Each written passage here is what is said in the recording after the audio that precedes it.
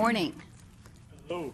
Hello. We are going to go ahead and get started. Today is Monday, April the 1st. This is the Cosmetology and Barber Examiners Complaint Committee meeting. It is 9 o'clock, and we have Ron Gillihan and Becky Russell with us. Miss Amy Tanksley might be joining us via phone shortly, and we'll hear a click at that point and continue. And Mr. Frank Gambusa wasn't able to join us. So I will go ahead and turn it over to our attorney, Pamela Spicer.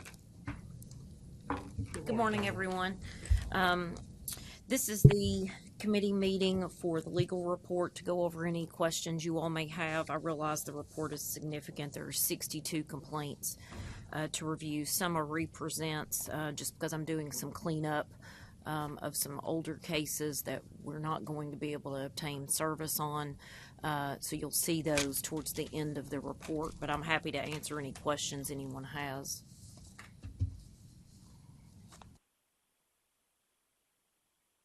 Pamela, on case 19, I believe we might just have a misspelling or a misprint in there. Consumer complaint that was investigated but could not be unsubstantiated. Not be substantiated, correct. Okay. And I'll make that correction on the report.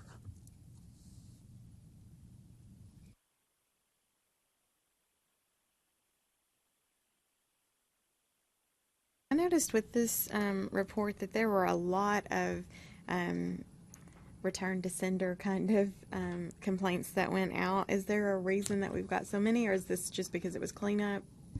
Correct. On the represents, we continue to try to locate the respondents. Sometimes we're just not able to do so. Sometimes if it's a shop, I can close and request that you all approve an inspection, and then we go back out. Sometimes we find out if I do a drive-by or I send it out for a drive, what I refer to as a drive-by, they find out that the shop is closed. So it just depends on whether it's an individual or a shop.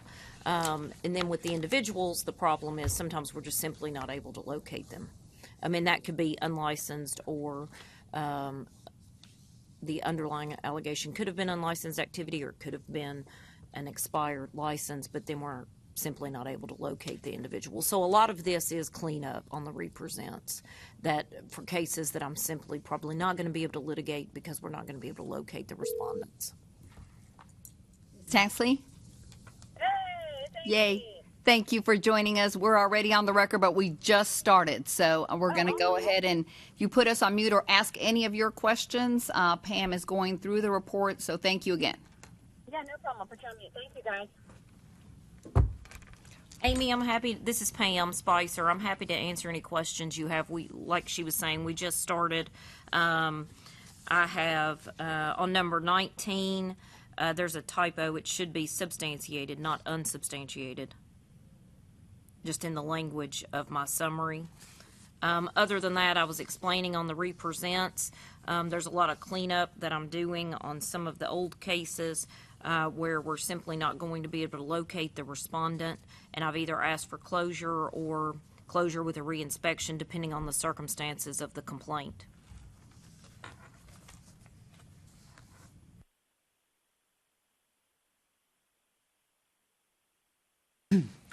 Pam, on case number 30, that looks like one that we probably are going to see again and again for a while. I guess, of course, I understand what's going on here, but I guess one of the questions I would have, it appears to me maybe that this school had not been sending in their hours reports in a way that we could tell, because if they've been revoked on a particular time, probably the following month would have been the last hour report that we should expect. But if they're coming in 3 and 4, 5 months later, should we get an inspector to go out and pay them a visit or something like that to see what's still happening? On number 29 and 30, those are related. 29 is the owner, 30 is the school. The school is actually closed. Right. So we are currently investigating this matter. I have a preliminary report back from the investigator. Since the school is closed, there is no way to go to the school or send an inspector to inspect anything. These are hours reports that came in for students that we believe continue to attend the school after the school license was revoked. And I'm not sure if I answered your question, but the school's not open, so we can't send an inspector out to inspect anything at this point. Right, yeah, I understand what's happening on this particular one, but since that school was revoked in January of 18, I think I would expect to see reports coming in February, and if they're closed for a reason. So some of those reports may still trickle out for several months. I think that's what I'm seeing here. But there was a report from December of 18, which is a year later.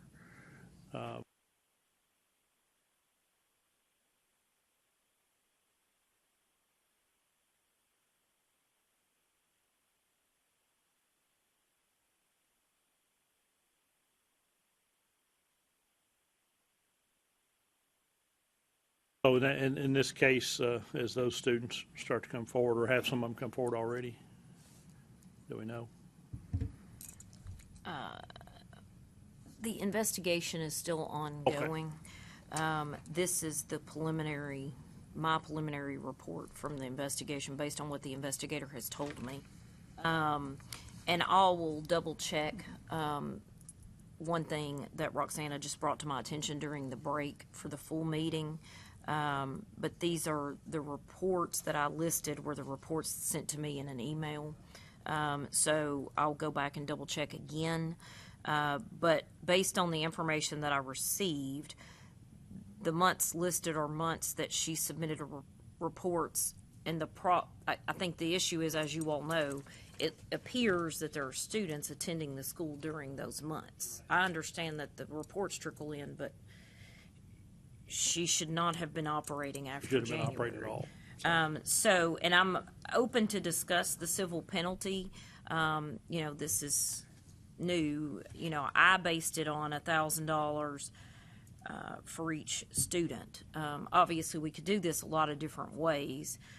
Also, on the recommendation, I'm recommending that these complaints be heard before the board. Not an ALJ alone. So Right. That's also a unique recommendation that we don't see a lot. But I think given the nature of this complaint, it would be appropriate for you all to hear this. I think the penalties is fine. Okay. All right, I was just curious about that, and I thought I understood what I was saying, and it appears that it is. Are we honoring those hours? Have the students reached out? Where does the process with that? So the board dealt with this at a previous meeting through that arena of what to do about the hours. And so this investigation at some point will conclude. What I think is incorrect is the December 2018. I don't think after the June date any others came in. This also prompted us to realize that some schools were forgetting to send us the page on instructors. They were sending the hours, but not that separate sheet on instructors. So I'm heavily on the continuing education courses talking about that. That's very needed. So we're connecting those pieces. But we'll clarify that December 2018 is 2017, Okay. and then complete the investigation that Pamela's doing. Okay.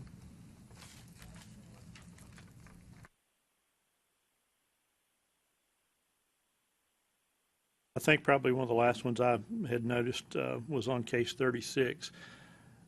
That kind of bothers me a lot whenever we have people running out of shops and the inspectors are not really getting the cooperation that they're required to have. Is there anything, Pamela, you think that we could do more? Not just in this case, but in cases in general like that. I know it's hard to stop people from running out the door sometimes. I don't think that there's anything our inspectors can do stop people if they so choose to leave the building. There's nothing we're going to be able to do to prevent that. As everyone knows, sometimes we send 2 inspectors, but still we're not going to be able to stop people from exiting the front or the back door if they so choose to do that. That probably falls back to the managers and the owners of the shop, I guess. Okay. What the board had said in those cases, unless the board wants to change it, where we're standing now is if this were to happen again in the shop, that would be their last try. On the third, we go for revocation completely. Cases 51 and 52, I saw that we're not moving forward with the hearing, but in 52, it says that the expired license was taken care of and renewed. Do we know in 51, I know this is a personal license, is that, has that license been renewed, or have we checked on that person? On 51, the license, let's see, this was a 2017 complaint, and the license expired in 2018. So at some point, it must have been renewed, but now expired again.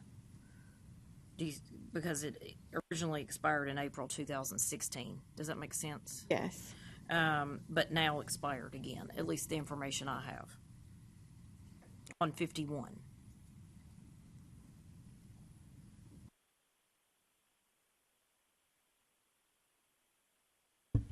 So as far as the complaint goes, it's the 2017 complaint. Obviously, if this person continued to operate, that would generate a new complaint.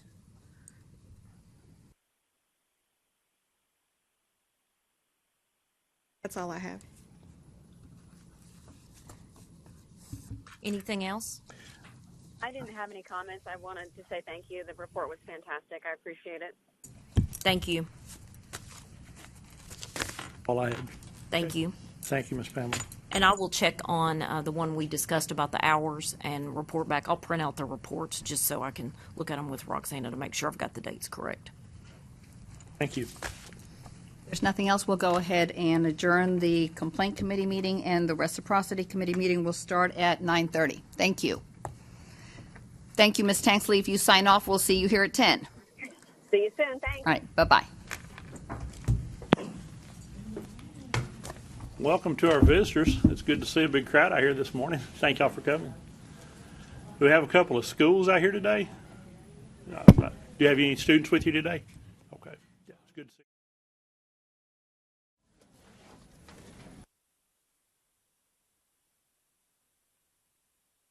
Good morning. Morning. Good morning. We are back on the record. This is the Cosmetology and Barber Examiners Board. It is 9:30 on Monday, April the 1st, and this is the the Reciprocity Committee meeting. Notice of this meeting, as well as the prior committee and the full meeting, were posted on the board's website on March 28th and properly noticed to the public. If you can turn to your document for reciprocity, we will get started with our first applicant. You have before you an application for reciprocity of a cosmetology license from Florida for Brittany Barber. The certification shows an initial licensure in July of 2006 with 1,200 hours and no practical exam. Ms. Barber is also licensed in the state of California. She's requesting consideration to waive the practical exam since she's been licensed since '06. My recommendation would be to accept her for reciprocity.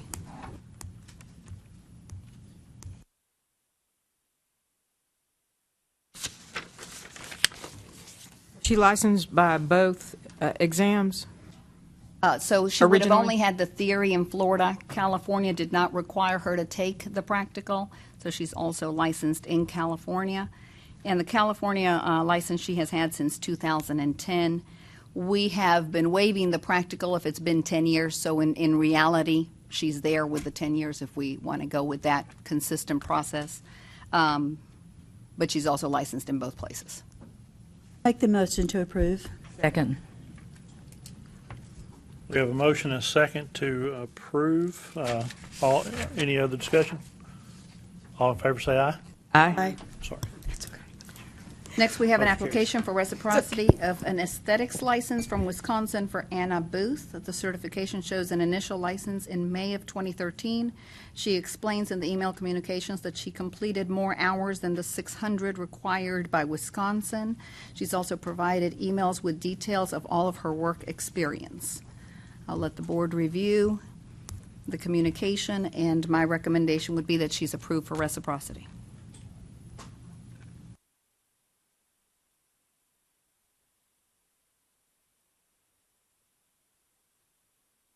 Wisconsin has 600 hours as opposed to our 750. She does have both exams.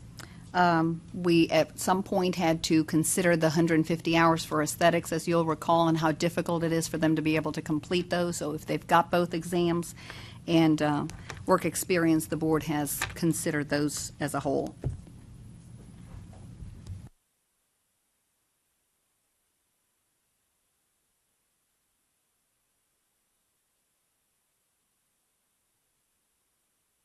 One of that reciprocity is the recommendation from the salon where she did aesthetics. Her 5-year work experience. Is she right there? As when you look at that letter, it would appear that she's either been able to work as an apprentice or under someone. Make a motion to approve. Second. We have a motion and a second to approve reciprocity. All in favor? Aye. Motion carries.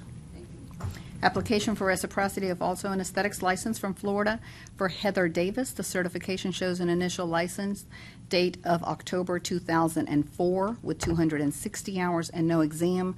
As the board recalls, the specialty licenses are a little bit different. They allow the manicuring and the aesthetics, but the hours specific to aesthetics are only 260 hours. Ms. Davis has not worked since 2007. My recommendation is that she take the 2 Tennessee exams. Make a motion for her to take both exams. Second. Motion and a second that she take both exams. All in favor? Aye. Motion carries.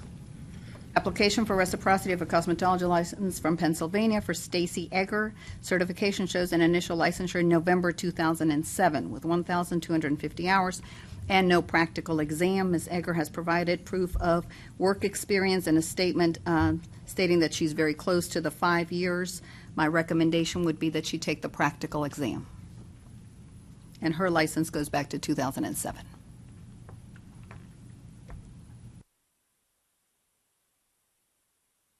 Make the motion that she takes the practical exam. Second. Motion and a second that she take the practical exam. All in favor? Aye. Motion carries. Application for reciprocity of a cosmetology license and a separate master barber license from California for Heather Fair. Certification for the cosmetology license shows the initial licensure is in April of 1989 with 1,600 hours and both exams. The barber certification shows an initial licensure in October of 2014. California applies many of those hours from one discipline to the other, similar to what Tennessee does. Ms. Fair has provided proof of training that shows 400 additional hours in barbering was obtained in 2014. Neither of the schools she attended are under investigation by the California State Board. My recommendation is that we approve both of her licenses. Make the motion to approve. Second. So that we approve both license for reciprocity? Is that- Correct. We have a motion and a second that we approve reciprocity for both license. All in favor? Aye. Motion carries. Application for reciprocity of an esthetician license from California for Janine Hassler. The certification shows initial licensure in March of 2003 with 600 hours and both exams. Ms. Hassler provided proof of work experience for 2017 and 2018, as well as a statement of the other work experience she has had since 2014. The school she attended is also not under investigation. My recommendation is that we approve her for reciprocity. Make a motion to approve. Second. Motion and a second that we approve reciprocity. All in favor? Aye. Motion carries. Application for reciprocity of a manicurist license from Michigan for Patricia Hogue. Certification shows an initial license of May 1989 with 300 hours and both exams. Ms. Hogue has provided proof of work experience from 1995 until 2000. She's also submitted a letter recapping her 15 years of experience in the industry. My recommendation is that we approve her for reciprocity.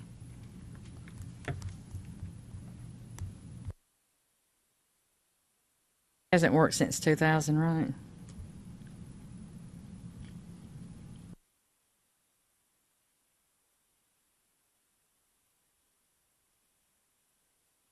Her letter is on page 70 of our iPads, explaining her experience off and on.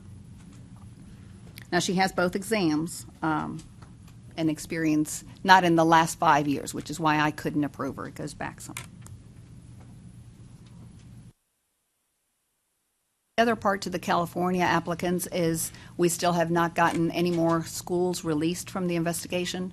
So normally I probably would have been able to approve her because she's got the experience. We always look at the last 5 years, but in this particular case, she doesn't have the transcript of her schooling, but she obtained her first license way before the investigations or issues with any of these things came up. So that's one of the reasons that you're also reviewing all of her information. She did have a lapse in her license at one point, but then she went on to pass the practical portion in February and the theory portion, both in February of 19. So she's. Make a motion to approve. Second. Motion and a second to approve reciprocity. All in favor? Aye. Motion carries. Next, you have an application for reciprocity of a cosmetology license from Georgia for Cheryl Lehman. The certification shows an initial license in 1986 with 1,500 hours in both exams. She is unable to provide a school transcript to show proof of the school she attended. She's licensed also in South Carolina since 2009. She's provided work experience from 1989 all the way through 2016. Again, the issue is we have one school in Georgia that we're not accepting hours from, but I refer back to her license being from 1986 and would recommend that we approve her for reciprocity. Make the motion to approve for reciprocity. Second. Motion and a second to approve reciprocity. All in favor? Aye. Aye. Motion carries. Application for reciprocity of a manicurist license from Georgia for Yvonne Lueng. Certification shows initial licensure in 1992 with 525 hours and both exams. She, too, is unable to provide the school transcript of the school she attended. The board asked for proof of this, for proof of work experience from the last 5 years because of a school in Georgia currently pending under investigation. However, the applicant attended a school over 25 years ago. My recommendation would be that we approve her for reciprocity.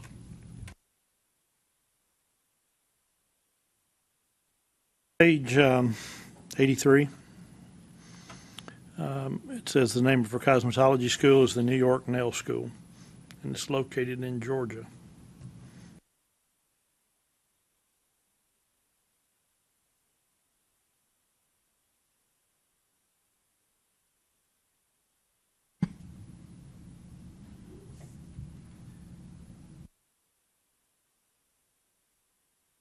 Well, we have Virginia College, you know, in That's true. Tennessee. That's true. I mean, I don't know. New York Nail School. I do see the verification on Georgia.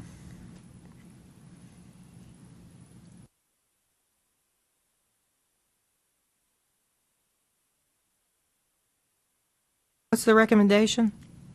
My recommendation that we approve her for reciprocity. The issue that we have with Georgia is one school still under investigation. At the end of the full meeting, I will recap on the second one that has changed owners, but in this case, it is still one school. So what the board had asked is that we always, if the transcript's not there, get the last 5 years, which with her, she doesn't have the last 5 years proof of work experience, but referring back to how long ago she obtained the license, this would not have been a concern. Also, with the manicurist license, with being 75 hours short, we've accepted that in the past as substantially close enough. Here, the issue is not having the transcript. Make the motion to approve for reciprocity. I'll second. I have a motion and a second to approve for reciprocity. All in favor? Aye. Motion carries. Next, we have an application for reciprocity of a cosmetology license from Colorado for Kimberly Vinsel. The certification shows an initial licensure of April 2004 as a hairstylist. That license type requires 1,200 hours in both exams. Ms. Vinsel has provided proof of work experience between 2011 and 2018. We've had similar situations with the license type being different. In Tennessee, the cosmetology license covers a little bit more than just the hair. And so my recommendation would be that she take the practical exam, but I will leave that up to the board.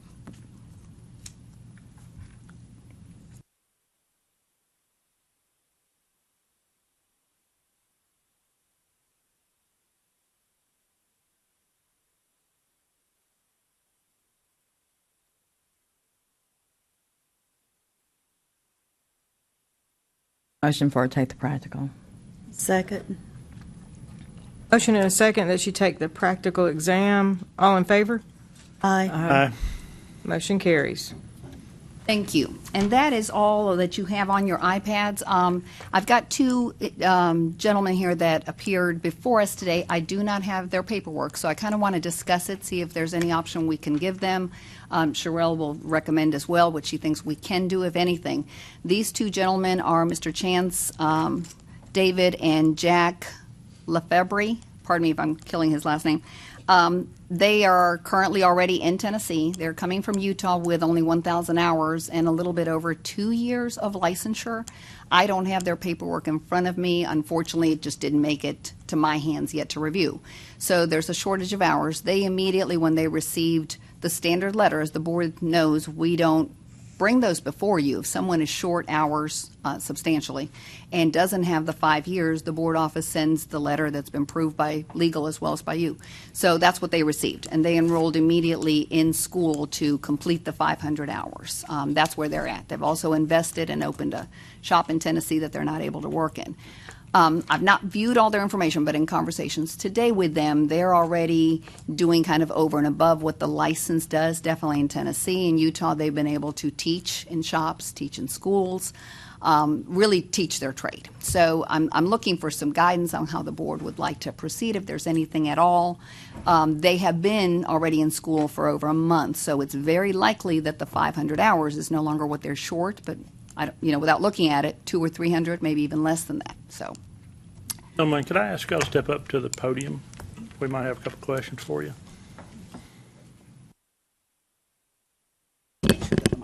Okay, perfect. As Ms. Roxana has already explained, normally whenever we have someone who is short just a few hours, we tend to look at their work history and work experience, time in the industry and things like that, to give us some foundation or to consider what we can do. In your cases, I think you have 1,000 hours in Utah, and you are licensed in Utah, correct? Correct. Okay, both of you. But so that's about a third short on Tennessee's hours, and at least 3 years short on the work experience history as well. So have been in school since you discovered that was necessary here. How many hours do you think you have now? I think about 200 to 250 hours is what we have right now. Can we correct your name too? Chance? No. Or for Jack? Both of you, what's your name? My name's Chance Weber, and this Weber. is Jack LaFay. Jack LaFay. Okay, Lefebvre. Thank you, gentlemen. How many years work experience do y'all have? So we have 2 years work 2 years. experience. And then we've done, so the shop that we came from, I actually managed the shop in Salt Lake City. And then we train every 30 to 60 days with educators from around the world, from Amsterdam, Portugal, Canada, just top barbers. And then from there, I was given opportunities to teach. So I've taught in Alaska, Los Angeles, Michigan, Kansas City yesterday. Made a 7-hour drive there, 7-hour drive back to be here today. So we're teaching professionals as well as students in the craft that we've learned. Awesome. Sounds like a good asset. Ms. Sherrill, did you have some advice for the board? My recommendation would be to have them go ahead and complete the remainder of the hours and then go ahead and get licensed here in Tennessee.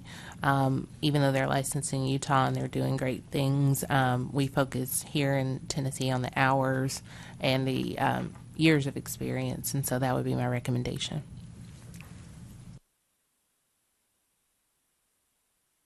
The type of education that you're doing in these other training, is it similar to hair show training? Is it something that's certified in other states? I'm just trying to gain information.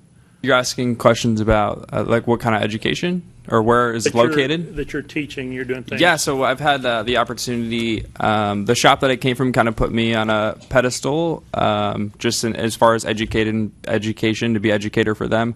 So a lot of the places are high-end shops. So high-end shops in Salt Lake City actually just had to fly out there 3 weeks ago to do a class for them, which I actually have letter recommendations from some of these places for you as well.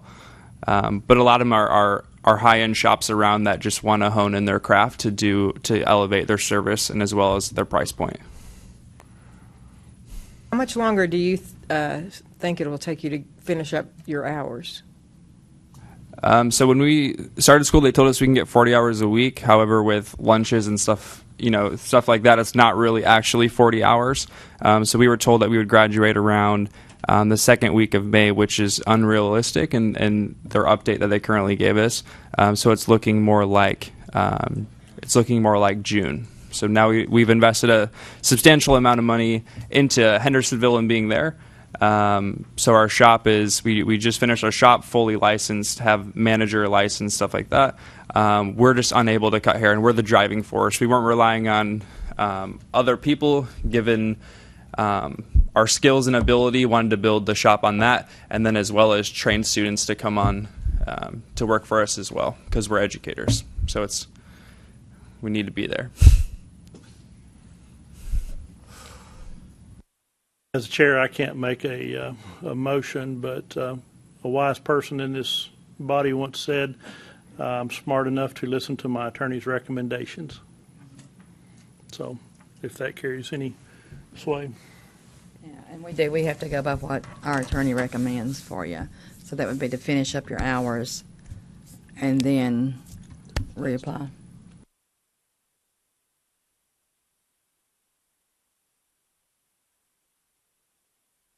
May I ask a question? Yes, ma'am. If they finish up in June, our next meeting is the first part of June? But if they finish their hours, they have my business card. They will just let me know, and I will proceed with the reciprocity application, because at that time that transcript will be added and they will have met. The state they came from has had them test already. It's just a matter of they were a third short of their hours. Okay. So the board would not need to necessarily review them again. Hours finished up And you can do up to 48 hours. Yes. Just if that helps. I don't know if it will, but it is. there are like hair shows and your school can ask for hours through the state board to get credit, you can do that. So there's other options out there if your school will work with you. And sometimes it has to do with school Right. policies as well. Yeah. Yeah, they will not work on a lot of different things. So we have a motion. Do we have a second? A second. We have a motion and a second to deny this request and require the remainder of the hours and testing. All in favor, say aye. Aye. Aye. Gentlemen, I'm sorry that we couldn't accommodate you, but good luck. Okay. Good luck. That's all that we have for the Reciprocity Committee meeting. It is about 10 minutes to 10. We'll take a 10-minute break and get back on the record at 10 o'clock. Can I say, just for the audience that's here, that reciprocity meeting we just had, it seemed to just kind of roll right along. And that's not the case that it's always been. We hashed through the weeds a year or two ago and decided how we would try to make it consistent with people coming in for reciprocity. And we have an excellent staff working, and we highly rely on recommendation from our executive director and the legal staff, because they have thoroughly looked at it. We don't get this in advance. So we highly rely on their recommendation. We don't always go with their recommendation, but most of the time we do. And I just wanted you to know why that just flowed so easily through there, because we've already hashed through the process of our requirements for reciprocity when they're coming in from like international companies or from or international countries or from different states. So I just wanted you to know that. Thank you. That's a great point made. Do we have another set of schools that came in? We know Cordova's here. Chattanooga, is that correct? Chattanooga, are we here? Good. Welcome. Good. Thank you for being here. We'll recognize everybody in the regular meeting. So we'll take a break until. Thank you. Thank you. Thank you. Habit, wasn't it, Just Ron? have it. Hey, I'm fine with it. Fine with it. Anytime.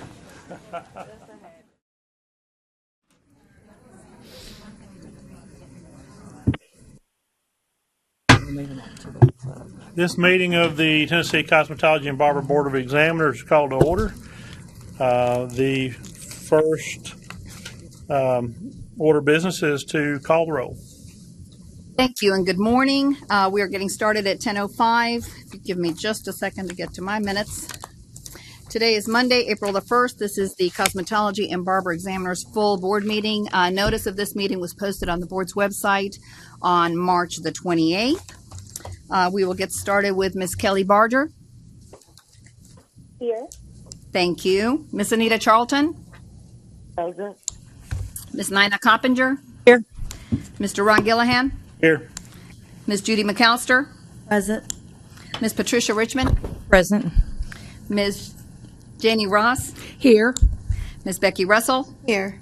Ms. Mona Sappenfield. Here. Welcome back. Thank you. Ms. Amy Taxley.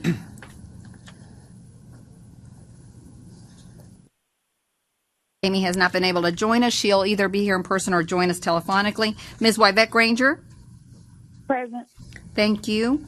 And Mr. Frankenbusa gave us notice he would not be able to join us. However, he's having a very fun experience and being recognized in Chicago. I'm sure we will congratulate him when he comes back. So we do have quorum to proceed, but I did want to take a second to also let the board know that Ms. Brenda Graham had contacted me, let me know that just she had some complications and wasn't going to be able to continue on the board with us. So I know we will all miss her dearly, and that position is also going to be vacant. So I will turn it back over to you, Chairman Gillihan. We're sorry to hear about Brenda, but we thank her for her service and her time on the board, and she's going to be missed. The next order of business is our custom here to try to recognize our visitors and guests. So thank you all once again for coming out. It's great to see such a crowd at a board meeting participating in your industry this way. If you could, I'd like to have one representative from each school that's here today to stand, identify yourself and your school. We'll start here. Thank you, Wanda. Yes, sir.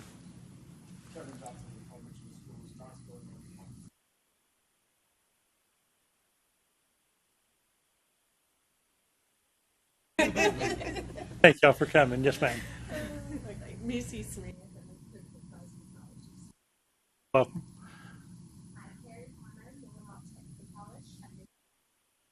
Thank y'all for coming. I see Mr. C back in the back. Go ahead, Mr. C.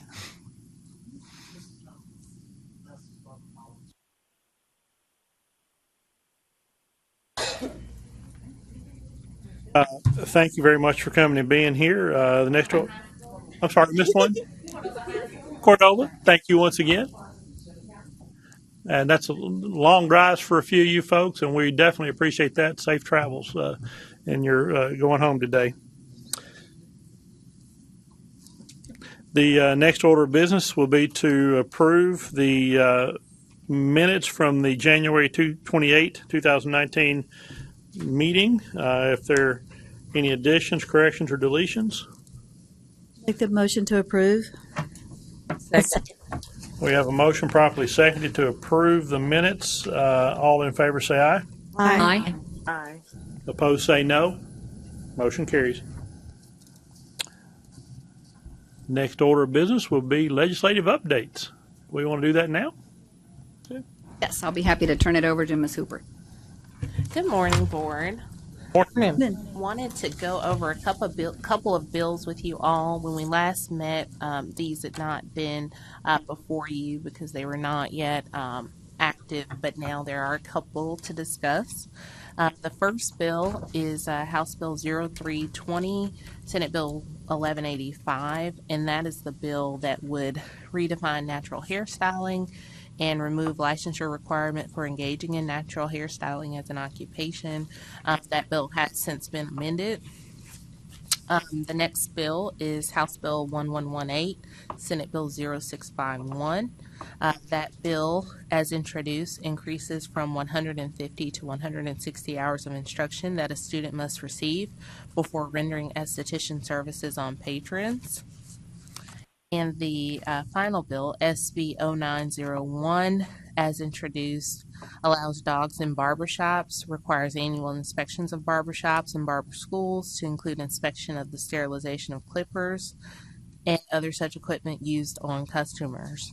As far as the general updates regarding these bills, the latest update on House Bill 0320, Senate Bill 1185, it is currently on the calendar for the Finance, Ways, and Means Committee for April 2nd, and it is on the Senate's regular calendar for April 1st.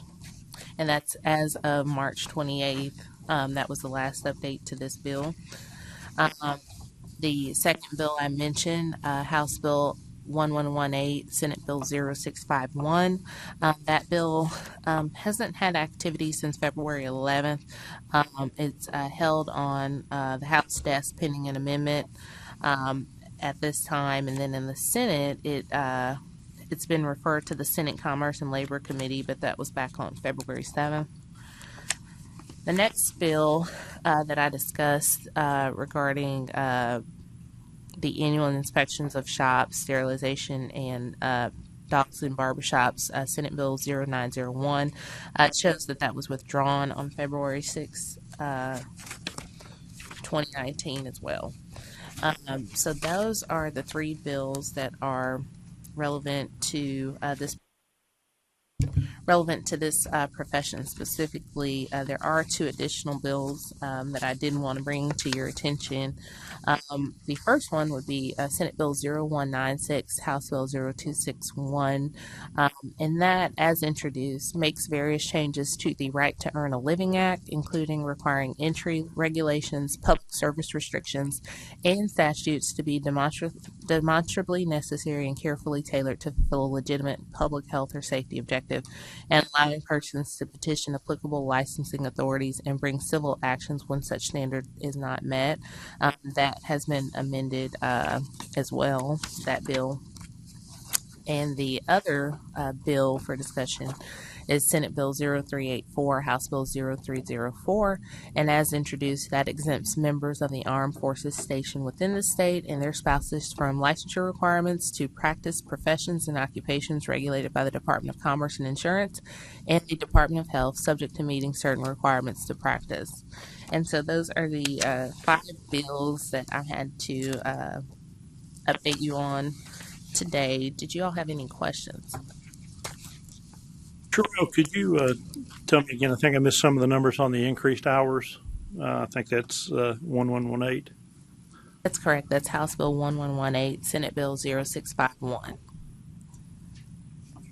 Yeah, this is Yvette Granger. I wanted to know the amendment on House Bill 0320. It has a couple of amendments, so I don't have all the amendment numbers, but if you go to the legislature website, there's an amendments tab, and you can see all the amendments there. I think there are a total of 2, if I'm not mistaken. Well, I have 2 questions. The next to the last bill that you mentioned, in a short nutshell summary, what is that saying? The next to the last one. Related to cosmetology No. and barbering? Or? The commerce and insurance.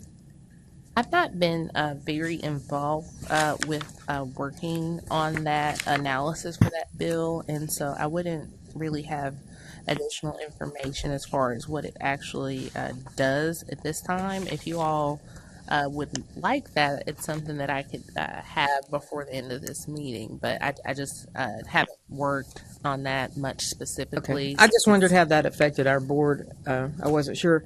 And then the other one, I'd like to tell my fellow board members, the second one that's related to cosmetology, House Bill 1118, that increases the hours by 10. That is a caption bill. Correct me if I'm wrong, but a caption bill just holds a place, and I will not be surprised if there's an amendment that has nothing to do with that original bill any time, and they can still do that. I tried to call my representatives and say, when's the last possible day you can submit an amendment? Well, it's all gray. Well, you can do this, but then they can. I'm like, okay. So I check that one daily, and I would like for you to keep a watch on that one, because I'm not sure what that caption bill is there for. It's there for some amendment, and whether they decide not to go with it or whether they decide to amend it, which I'm suspicious they are, I have a feeling it's not going to have anything to do with those 10 extra hours. So I just think we need to keep an eye on that one. I believe that Senate Bill 0901 was also a caption bill. I may be wrong, but I thought it was. Which one? Senate Bill 0901 about the dogs in the shop. Oh, yeah, that one's withdrawn. So that one's history. That's done. Yeah. Okay. So I did want to make you all aware the executive director, Roxana Gamusio, was informed by a member of the public that the individual wished to have some time before the board today to discuss legislation. Ms. Gamusio did just receive notification of that immediately prior to the meeting, but it is the custom to allow individuals to speak on record for an reasonable period of time. And so at this time, and I'm sorry I didn't catch her name, but at this time you may come forward and discuss the legislation.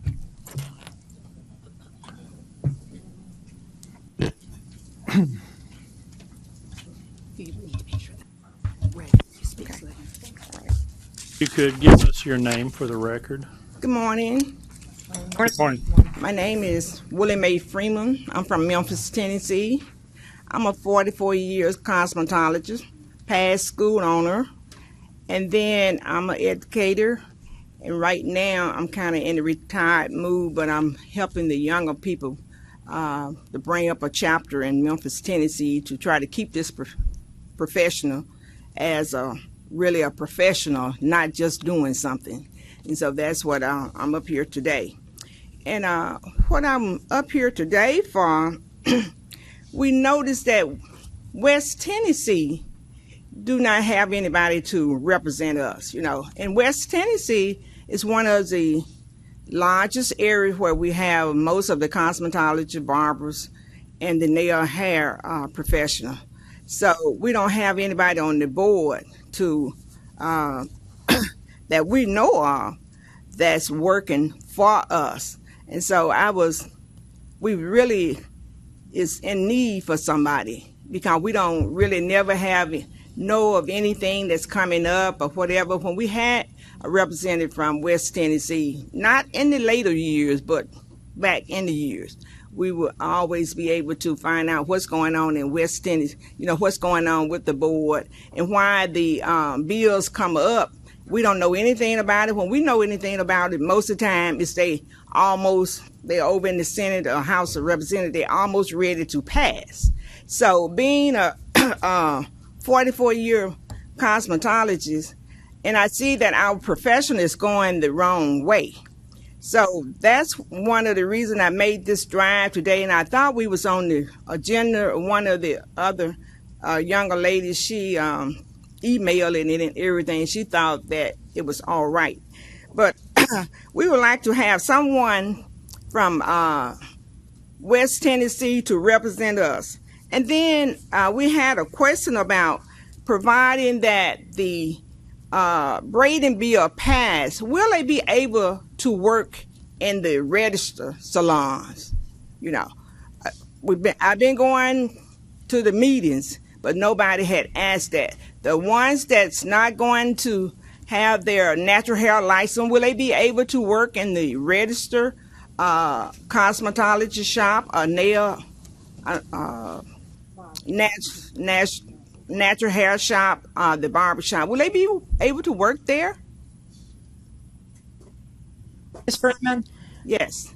If I may interject, we do have a representative on this board from Memphis. Who? Yvette Granger. She's with us by phone today. Never and heard we of also had another one sitting in this chair that I'm in. He passed away. And what's his name? Jimmy Boyd. Jimmy Boyd. And I've had I two, that also is live correct. in Memphis, Tennessee. and Mona.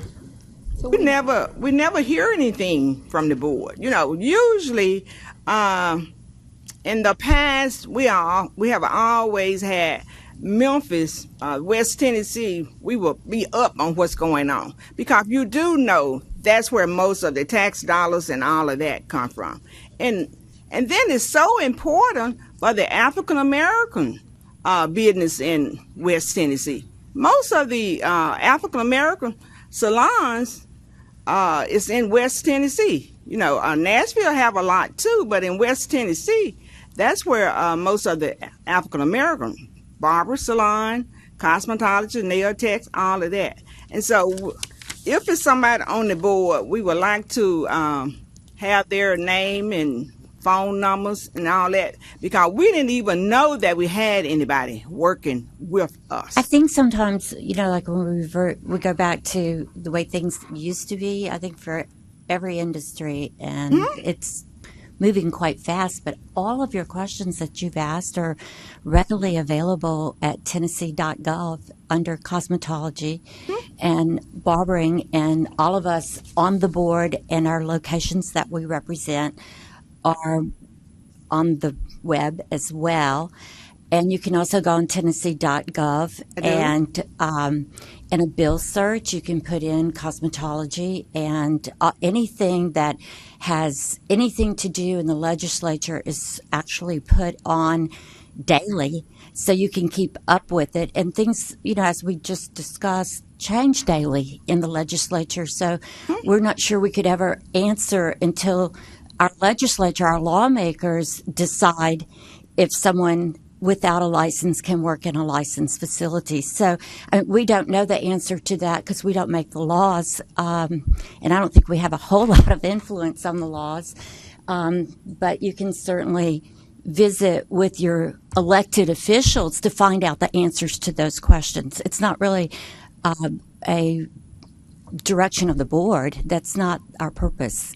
So, but you're welcome. I mean, I'm in business in Memphis. You can find me, you know, anybody can find Mona, you know, it's under, but, You represent and Yvette, Memphis. and I represent West Tennessee.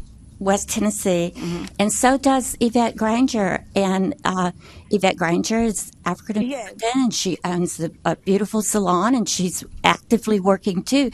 So, I mean, like Yvette, you could certainly find her any day, you know. And So this is Yvette Granger, the one you're speaking of. I do represent we represent the whole state of Tennessee, not just one part. And I think sometimes that it's misconstrued what the purpose of the Board of Cosmetology and Barber Examiners is, something that Mona previously mentioned. I have been to meetings. I have been, talking to different representatives and different things like that in this particular House Bill 320. And so the information is out there. I think each individual will have to do their due diligence to make sure that they stay abreast about what's going on. But there is representation, and I am working on behalf of this bill. And as far as your question, can unlicensed braider with these CE hours work in a salon? We're not sure of that yet because, as Mona mentioned, they change daily. So right now it's amended. I'm not sure of the language of the amendment just yet, but that's what it is. What you know is what it is as of right now. If your concern is what's changing in the field of cosmetology, then you need to keep an eye on the legislation when they're in session, because one of our major changes came from Memphis. Antonio Parkinson, House Representative, introduced a bill that passed about the apprenticeship school. And we did not know anything about that till the very end, till it pretty much was passed. And Done deal. it was a done deal. So if you're concerned about any changes in the field, that's where you need to keep an eye out. We're just here to, uphold the laws and rules of cosmetology and barbers.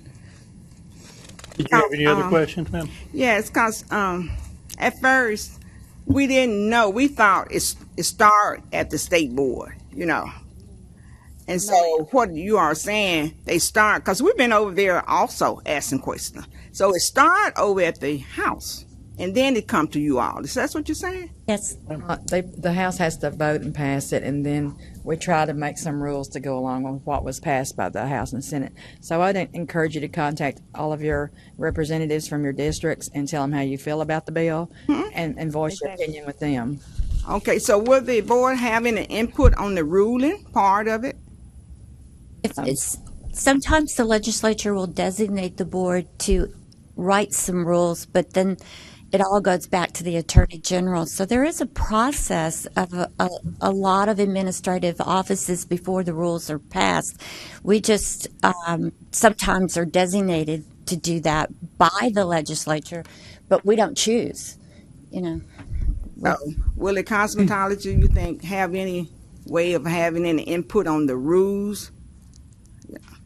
Hey, let me kind of really. wrap this up just a little bit because we're going to get short on time here. Okay. The process generally is the legislature, your representatives, your senators will propose legislation. Once it clears the Capitol Hill, they send us the results, and generally with some instructions to either create rules, or they're adding a program, denying a program, or removing one. Once it lands in our purview, then we have public meetings where today we have this wonderful crowd, and I really want to thank all you schools for being here, for you students to see how the process actually works. Be involved. Go on the Tennessee State Barber Board, Cosmetology Board website, and link up to the legislative updates and things like that, and you'll get automatically updates as things come available to the board. So when we get it, we have public hearings, and everybody's welcome to come and make comments and put in your input so that we can hear that. And we consider that in our legislative process here, small as it is. And then we try to cobble out rules that protect the public and the citizens of the state of Tennessee. That's our job. So that's really the process. There's a number of websites. Legiscan lets you follow legislation. If you just simply type that in and follow the links, it'll take you to whatever you're looking for. But we appreciate your questions, your input. You are represented. The folks here don't work for any given group. That's not what we do. We're serving the people of Tennessee, and our mandate is to protect the public health and welfare. Okay?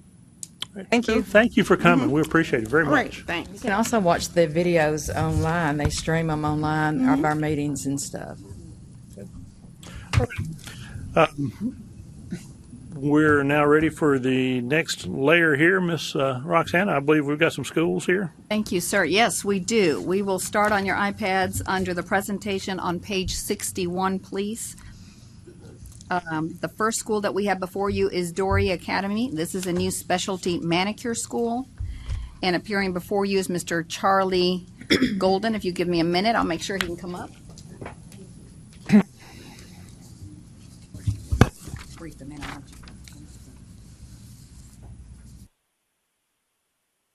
You have before you a school located in the Memphis area. The school is 800 square feet. This is a specialty school. They're requesting to do manicuring only. The business license, curriculum, blank contract, and 5 tentative agreements, as well as the floor plan and application and fee, have been received in the board office timely. I will let you review the documents and feel free to ask any questions.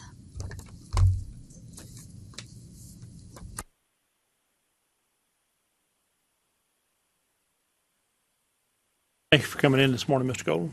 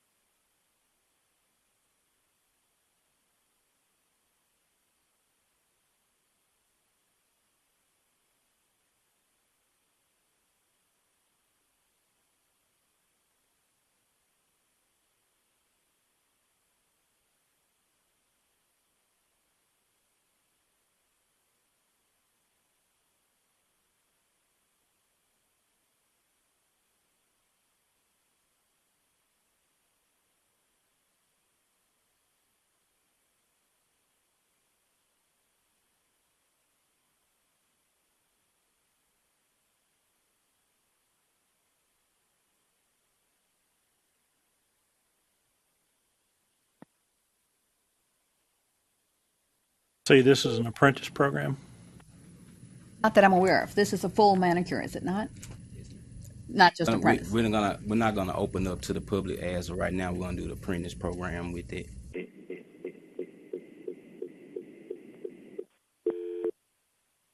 Thank On you. his application, this enrollment agreement is for an apprentice program taught in English only. That's on his enrollment agreement, and it states that total hour of instruction is 300, total apprentice hours 300. Thank you for catching that.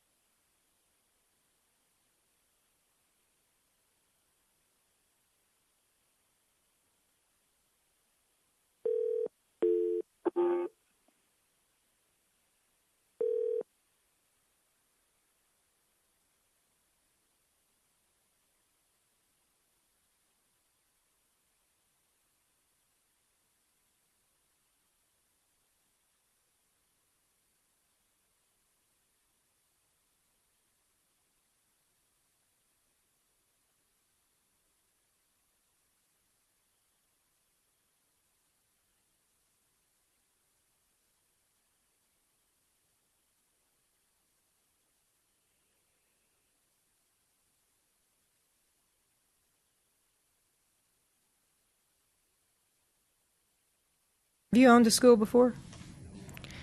I like a lot of your rules, and it sounds like you know what you're doing.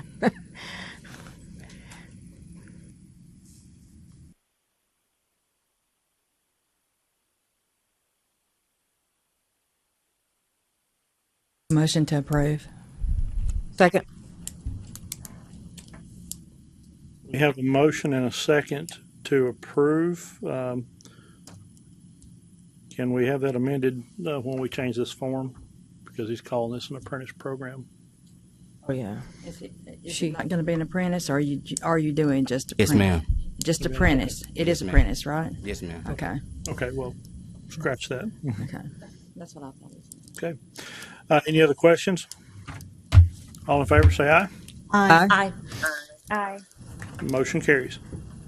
And given that this is apprenticeship only, is the board okay with just a field inspector inspecting the school? Okay, so when you're ready, make sure to let me know, and we'll send someone. Thank you. luck. Congratulations.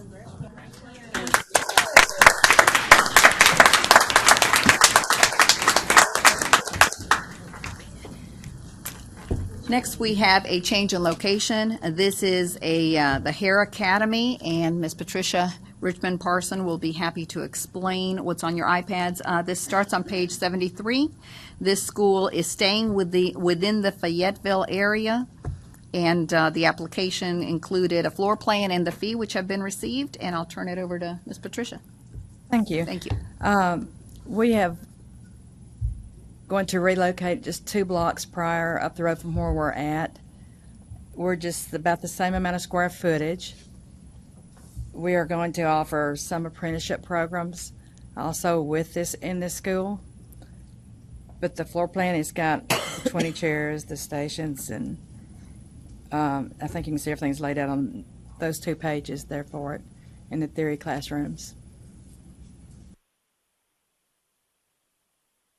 Is your the second school the one you just The one purchased? in Fayetteville, Tennessee. Yeah, okay. Mm-hmm. Have a good reason for moving too. Yeah, so our rent dropped down like $2,000 or $3,000 cheaper. So it was a huge He's only going 2 blocks. blocks. Yeah. Okay, so that's not going to create any kind of a burden on the students over there. No, they're so. all excited about moving. All of them's going with us. They're looking forward to it. I'd like to make a motion to approve. Second. We have a motion and a second, Judy. To approve this application, all in favor say aye. Aye. Aye. Motion carries. Much. Would the board like a board member and field inspector to inspect the change? Since that's going to be a new, We have been completely doing new it, yes. facility, I think we need a Okay, thank you. Absolutely, let me know. Thank you. Okay. Next, we have a school with a name change. This is Aveda Arts and Science Institute of Nashville. Ms. Lauren Fender. Okay, I was not sure if they would be able to appear or not. This is, again, the school is changing from Aveda Institute Nashville to Aveda Arts and Science Institute of Nashville. There's no ownership change. The document is on your iPads on page 76 and 77.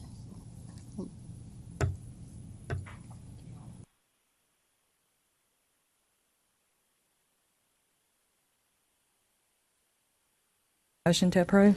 Second. We have a motion and a second to approve. All in favor say aye. Aye. Aye.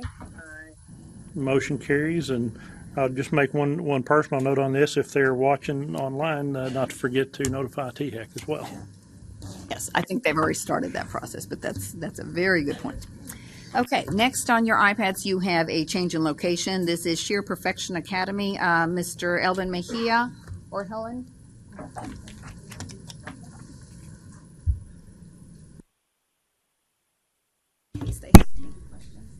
Good morning. Good morning. Oh, thank you for coming in. Thank you. Change of location, so we're moving. Okay.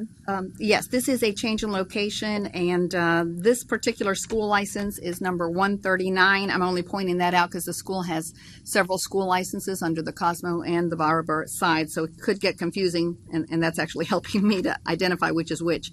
The school is currently located, or this particular license was still located at the Antioch area, and they are moving to Nashville. In January's board meeting, they requested to change the location of the other licenses, the Barber and the Cosmetology. And so if you have any questions, I know Ms. Tahiri will be happy to answer, but the board has received the application as well as the floor plan that you've got before you. This would be the same floor plan, I believe, of what we saw in January. This school is 3,348 square feet. The school, at least in the past, has separated the apprenticeship program from the full school. Is that the plan with this license? Yes, ma'am. This one is 5,208 square feet. The apprentice school is 3,348. Okay, so I had that. Yes, which was approved in January. Correct. Okay, so this is moving close to the other one? Close. Okay, Yes. thank you. That helps me. All right. This is for the cosmetology, not the other side.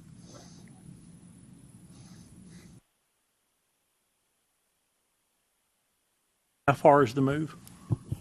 We're going to be about 4 to 5 miles from where we are right now. But the city is going to change to Nashville. I'll ask the same question for you about your students. Are you going to have any students who are going to be negatively impacted with this, and folks not going to be able to make that 4 or 5 mile drive? No, sir. And everybody knows that we're moving. We actually today have a number of our students and staff here supporting, and they're actually very excited about the new campus. So it's going to be a great move. Everybody's good with that. Make a motion to approve. Second. We have a motion and a second. Was that Mona? Oh, I'm sorry. This is Jamie. Seconded by Ms. Ross. Any other discussion? All in favor say aye. Aye. Aye. Motion carries. Let me know. Congratulations and good luck. Thank you. Good luck. Next, you have a new cosmetology school. This school is Cookville Cosmetology School. Ms. Melissa Smith, if you could come on out.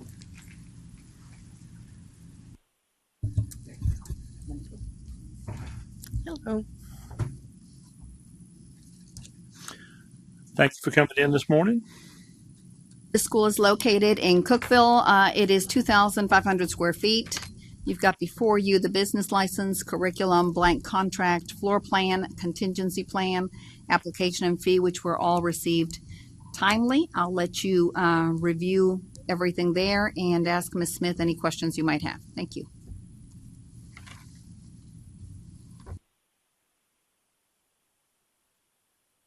It's going to be a full cosmetology program. Yes.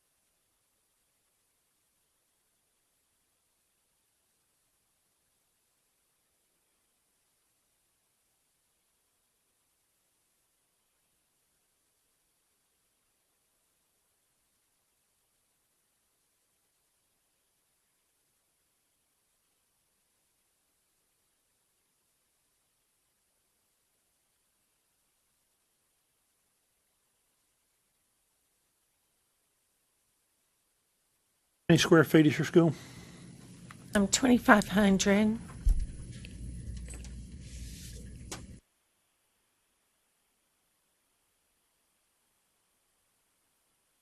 Are students already enrolled to come? Not yet. Not yet, okay.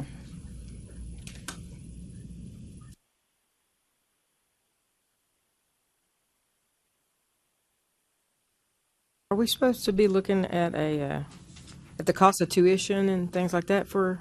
We look at the refund policy and making sure that On the form it says tuition, but there's not a price. It doesn't have to be there. I know some schools list what they're charging. Right. I know that if interest and things along those lines are listed, that we always obviously give recommendations if it's high. But if the amount's not there, we don't necessarily have to see it. The refund has to be there. And in some cases, the schools do tell us what they're charging. Not on the completed form. The executed form, it would have to have all those filled in.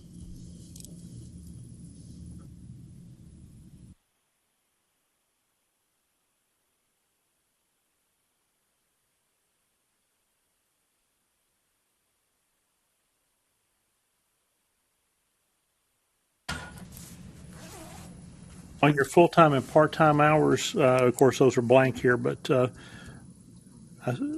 is your intent to list those under, or list those whenever the contract is filled out? Because the student needs to know what the full-time hours and part-time are. The full-time be 40 hours and then part-time 20. that probably would need to be stated in here for the student to actually have some accountability on that.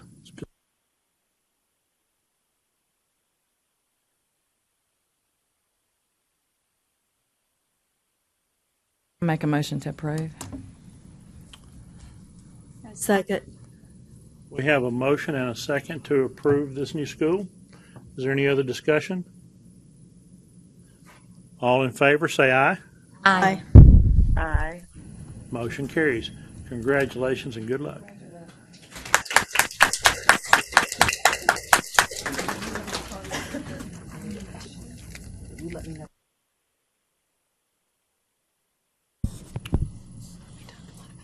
Thank you. Okay, the next item on your agendas is a school extension. This is Paul Mitchell, the Knoxville campus.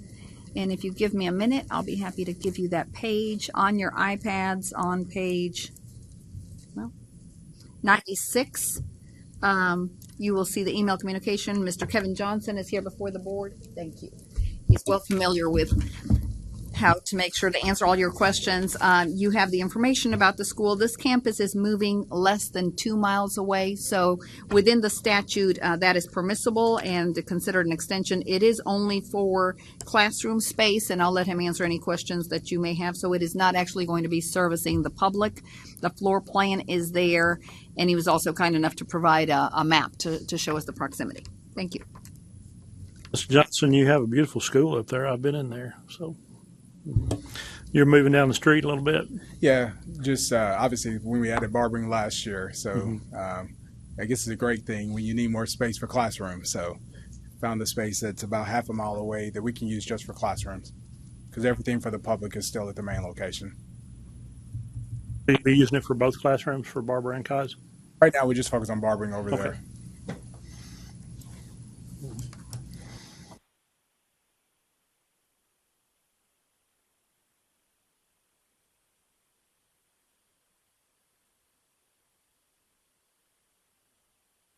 A student who's attending in that classroom setting, so whenever they're finished with their theory class, they're going to be driving back to the main campus? Yeah, they do. The way our classes are structured, we kind of break them down. After about the first 8 weeks, we have what's called adaptive, where they're spending, adaptive is in the classroom in the afternoon. So in the morning, they're on the clinic doing their services for a guest, while where we have our creatives, those that are beyond 50% of the program, they're spending the first part of the day in the classroom. So lunch is kind of the swap out time. Right. Okay. Well, but you guys aren't going to provide transportation for them back and forth, things like that? No. Okay. I know where this is at, and as the crow flies, you could throw a rock on it. Sure. So. Okay. Motion to approve. Second. We have a motion and a second to approve. Any other discussion? All in favor say aye. Aye. Aye. Aye. Motion carries. Thank you. Congratulations and good luck.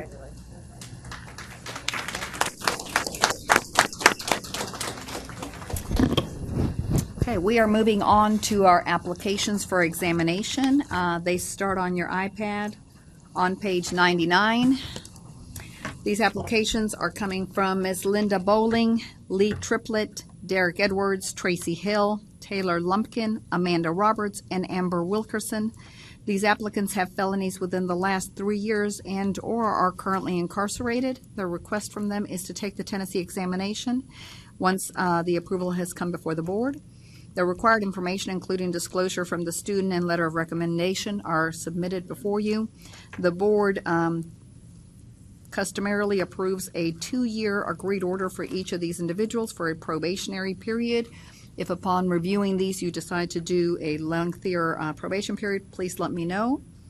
And otherwise, I believe all of these are incarcerated, and as you know, the exams are also given at the sites where they are.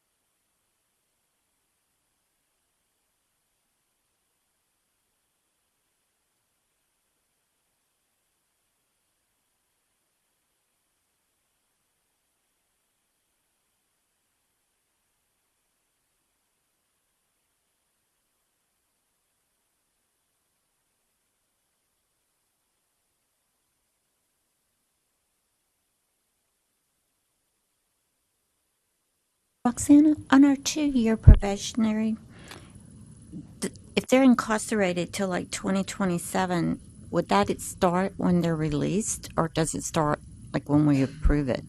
The agreed order starts the day they sign it, in essence, and we get it back. Then the attorney for the program signs it as well, and that becomes part of the record, and then we approve them to take the exam. So in many cases, they will obtain their license while they're in jail or prison. Then it would work in that program for, like, say, this guy 8 years and then be released, and then He or and she, we wouldn't. we would not see them again. Okay. If the board has a concern on occasions based on the aggravated nature of the crime, we've requested that they report to the board, just to the board office, let us know what their current address is when they leave, so that we kind of have that on file, and they should know to update it. As you know, there's a statute that says anytime you move within 30 days, you must send us the information, but we have done that, is asked that the minute that they get out, the office be made aware.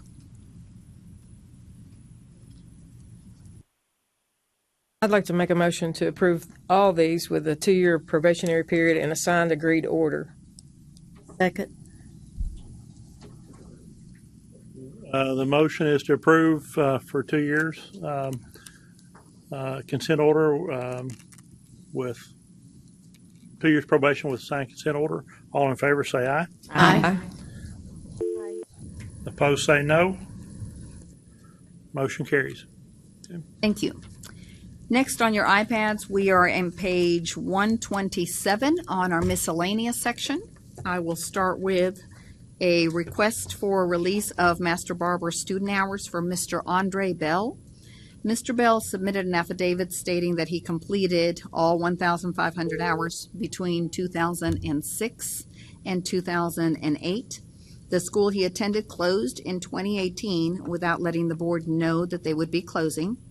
The 2008 hours reported that were submitted to the board office did not include the months of May through late fall of 2008. The last report, Mr. Bell, on the last month that Mr. Bell was in attendance, you will see the April report in your iPads as well as the March. So we took the 2 last months to kind of have an average of how many hours he was attending to assist you in the decision. So the last time he says he attended would have been August. He could have, had he continued at this rate, finished the 1,500 hours, but we have no proof, and the school has not responded to our requests. As you can see, he started this process back in September of 2018. We just needed some type of proof from him, and that he was attending or anything else he could come up with. So at this point, he really doesn't have anything but what's before you. He is also explaining in his letter, and the letter is from September on page 127, that he made a mistake at some point in his life and decided to obtain his license fraudulently. That license was revoked in May of 2014. So at this point, he's asking to take the exams.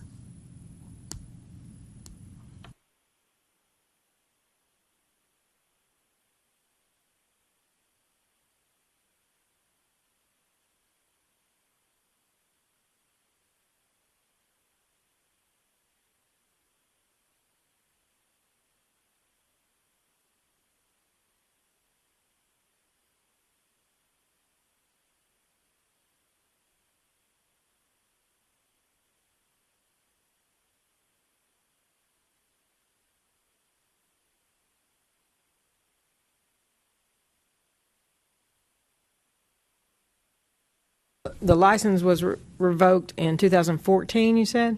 Correct. So for 5 years, he's just been thinking about it. So the last hourly report that we have is, the 1,156 hours. It's slightly short, but we had the boxes brought in and didn't have the future months. But yes, I'm not sure what he's been doing since then.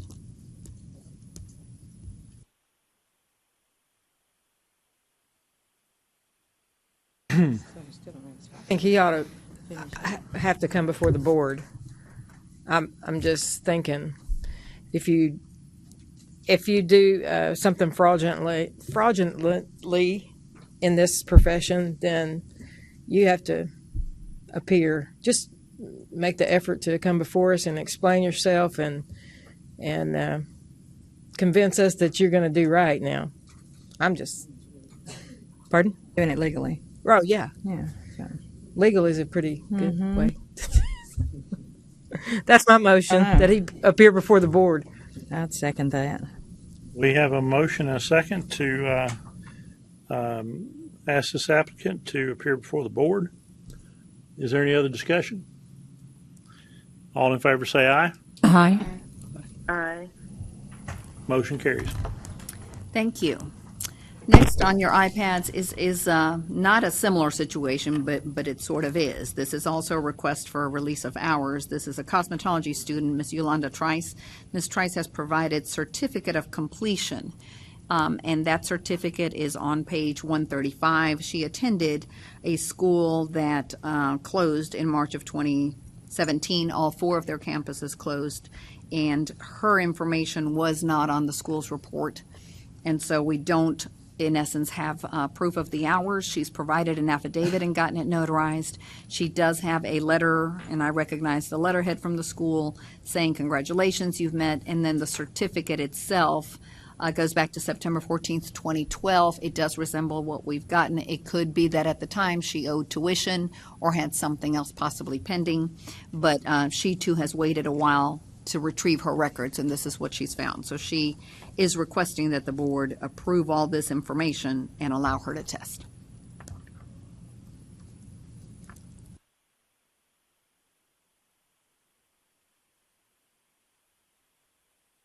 We don't have her on any of the hours reports or monthly reports.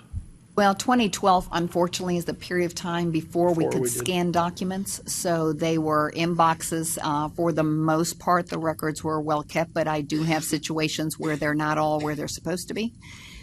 So unfortunately, in this particular case, I don't have those records to verify her. I believe we have her early on because she started in April of 2009, but we just don't have the last part of 2012 to reflect it.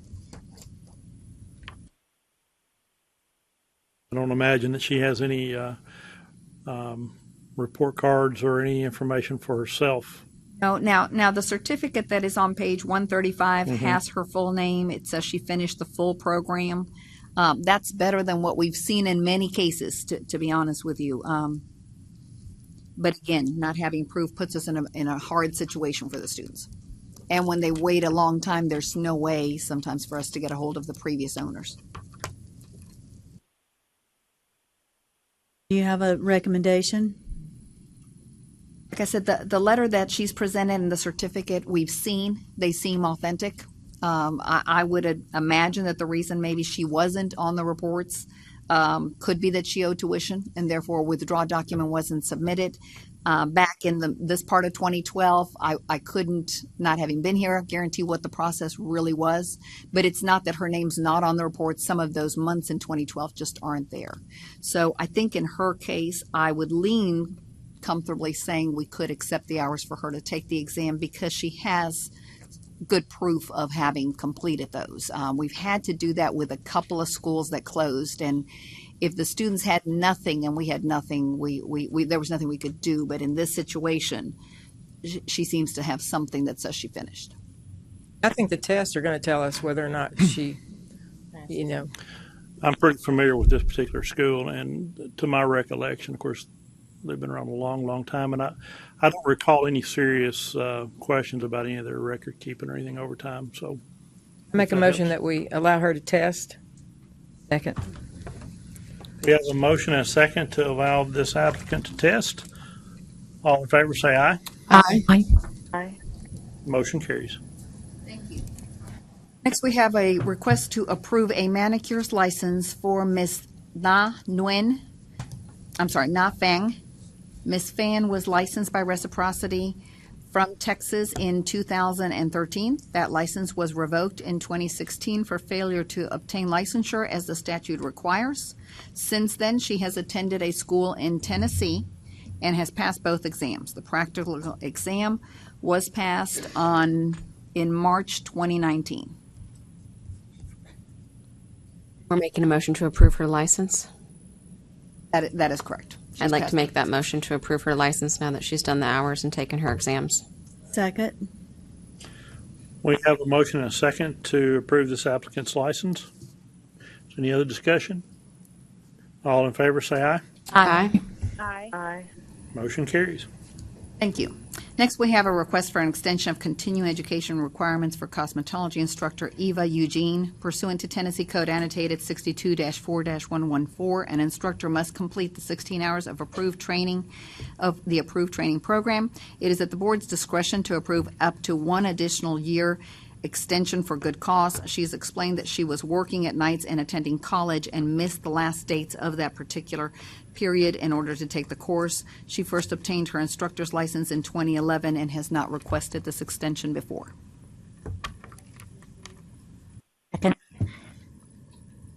We have a motion and a second to approve the extension. All in favor say aye. Aye. Motion carries. Next, you have a request for an extension of continuing education requirements for cosmetology instructor Jerry Vandergriff. Pursuant to Tennessee Code annotated 62-4-114, an instructor must complete the 16 hours of approved training program. It's at the board's discretion to approve up to one additional year for good cause. He explained that he had planned on taking the online course, which is no longer approved. He first obtained his license in 2013 and has attended all the other sessions. This would be his first request.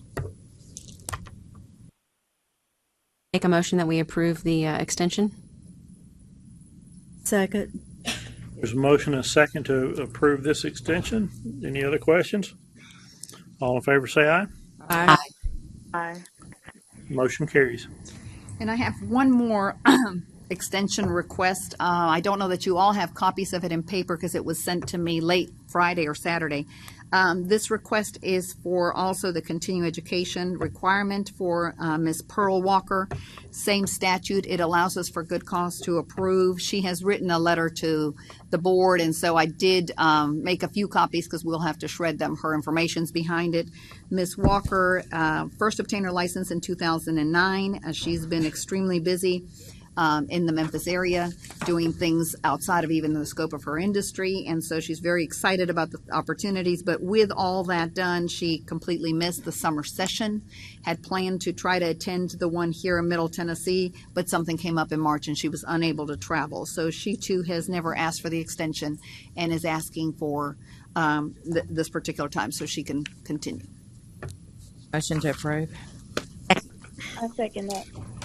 Motion and a second to approve this extension. Any other discussion? All in favor say aye. Aye. Aye. Aye. Motion carries. It's okay with the board. I will turn it back over to Pamela Spicer to recap on the legal report, and then we just have a few more things before we wrap up.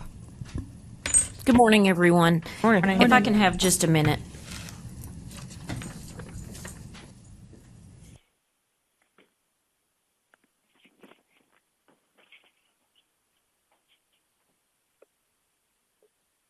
It was received in January 2018, so it's December 2017.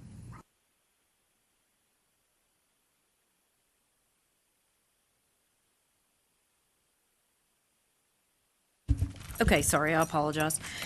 During the committee meeting this morning, I just want to point out a couple of complaints. On number 19,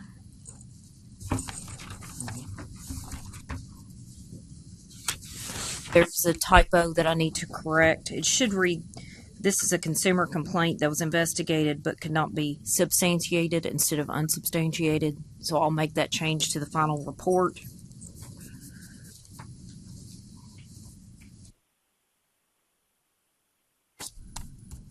And on number 29 and 30, we had a little bit of discussion over the student hours. I listed in my summary that the school submitted hours for December 2018. The report does show December 2018, but that's incorrect on the report that was submitted. It should have been December 2017 hours that was signed for January 10th, 2018. The report just has 2018 at the top. That would not change my recommendation on number 29 and 30, because the recommendation for $10,000 civil penalty is based on the number of students, and even removing that report, it would be the same number of students. And how I got to the $10,000 is $1,000 for each student that was enrolled after the date the license was revoked. So with those updates, the committee approved the report, but I'll be happy to answer any questions anyone has, or if I can have a motion to approve the report.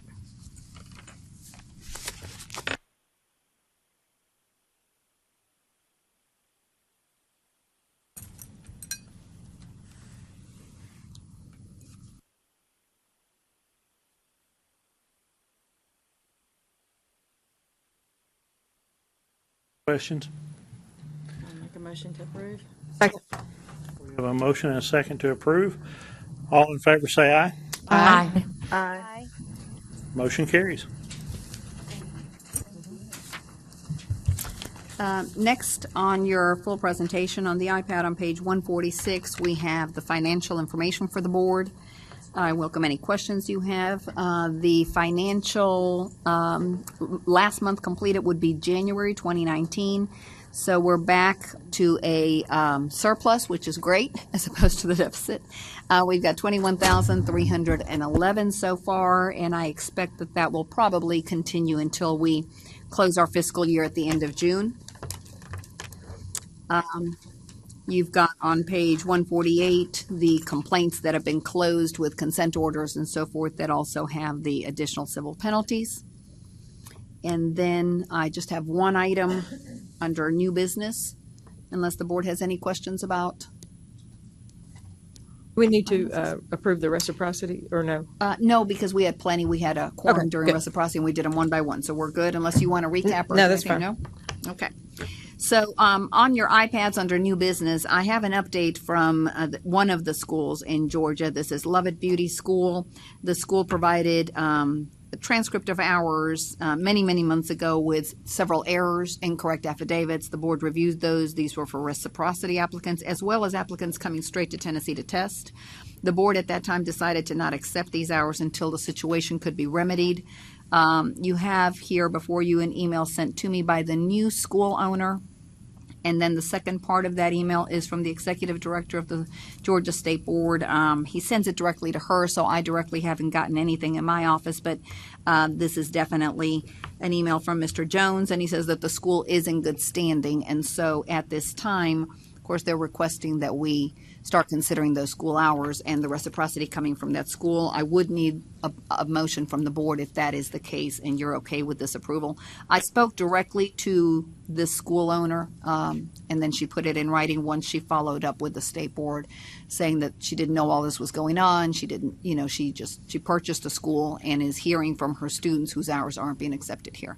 So based on the email communication with the executive director, I wanted to bring it before you and then get guidance on how you want us to proceed if we see more students coming from the school.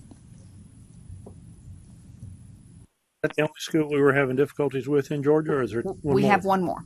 Okay. Yes, and this was the second school. This one more was because of errors in the transcripts, the affidavits. It just seemed nothing on the forms that we were getting, the students were getting, was done correctly.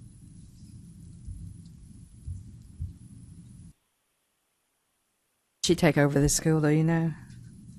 It's been a few months, so this goes back to February, the final email from me. I want to say maybe December that she and I started communicating. She didn't have the confirmation from the Georgia State Board until this point, and I knew that I needed that before I could bring it before you. It appears that she did achieve those hours there now. She's purchased the school, so yes, the hope is that if there was any problem, that it's a different ownership and that they're in good standing, which is what the Georgia board is confirming. And then, of course, we'll keep an eye on it if we have any reason for concern. All right. And this Chris Jones is executive director of what? Cosmetology in board in Georgia. Georgia. Okay. Yes. Make a motion to accept the hours as long as they stay in good standing with the state board in Georgia. Second. We have a motion and a second to approve as long as they stay in good standing with Georgia. For this school, all in favor say aye. Aye. Aye. Opposed say no. Motion carries. And that is all I have. I do want to take a second to remind all the members that are here and those that are calling in. I'll make sure to send it to you. We're trying to update our 2019 continuing education report so that those of you that are able to participate and go to the 2-day sessions, we can take advantage of going, get your input on how the classes are held, how the instructors, the material, any of that. Our best way is by being there. I'm able to attend all the large sessions and a couple of the smaller ones. So let me know or sign up, please, if you're able to. Yeah, that list just kind of floating around up here. So fantastic. I'll turn it over to you.